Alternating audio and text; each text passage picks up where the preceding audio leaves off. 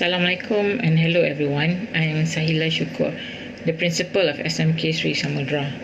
I'm sending everyone a physically distant hug all the way from Manjung, Perak. I wish I can be seen virtually, but this particular hour and day, I'm involved in a professional workshop for principals conducted by JPN Perak. However, I would not miss this opportunity to share with all of you my experience with my fellow teachers on how we prepare for school reopening in response to COVID-19. To begin with, as an overview, I'm happy to share that for SMK Seri Samudera, the whole preparation has been a smooth one.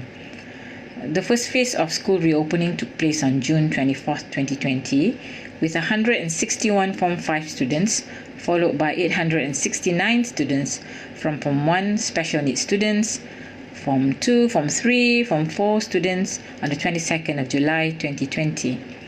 Certainly, it was not without challenges. For me, as a leader, the big question that time, number one, were the students ready to come back to school?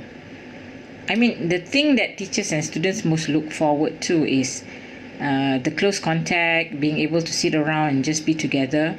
But with the physical distancing SOP, that won't be allowed. The protocols released in the guideline include physical distancing, arranging 1 meter apart tables and chairs, and making sure everyone in the school wash their hands often and with water or hand sanitizer. How are they ready for this new norm? The second question was, how can we make up for the learning time lost to the pandemic?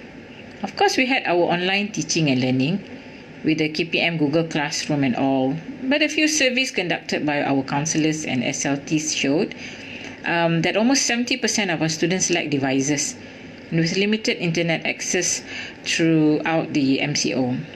With only an average of 30% SMK Seri Samudera students who were able to participate actively in online classes, I know that the reality is hard to ignore. My teachers have gone to great lengths to ensure our students continue learning at home. But the whole truth is, computers and modules can't replace the classroom. My students were losing critical days of instruction. Access and opportunity gaps that existed before were widening. Considering the constraint faced by students, parents and teachers with the online learning method, I guess the decision to reopen the school as announced by Senior Minister Education, Dr. Razi Majidin, is seen as timely to motivate my students to follow the learning process in school.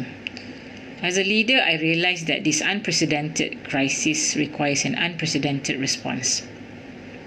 This was when the practical strategies came in. The KPM school reopening guidelines helped me a lot to ensure that the school environment is safe for the whole school community. A task force was set up. We have all the senior leaders, middle leaders, the representative of the Parent-Teacher Association in the task force. Civil lining, we had the office staffs, the canteen operators, and the cleaning persons to help us prepare the classrooms.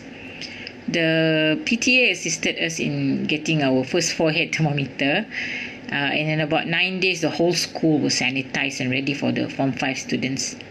Soon after, KPM allocated us with boxes of hand sanitizers, hand liquids, masks, and more thermometers. More came in from individuals and agencies. I was very happy.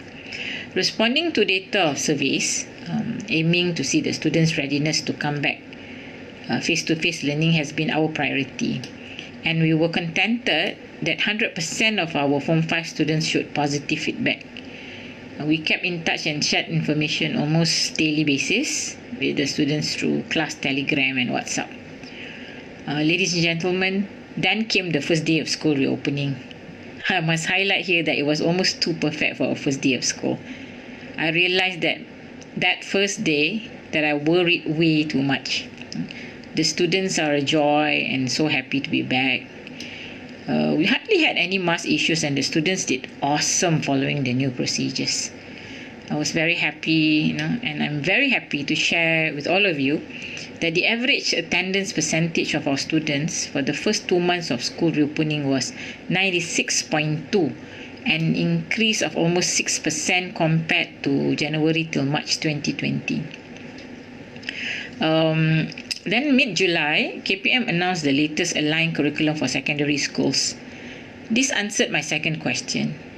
The document penjajaran curriculum certainly allow us to make the most of limited instructional time.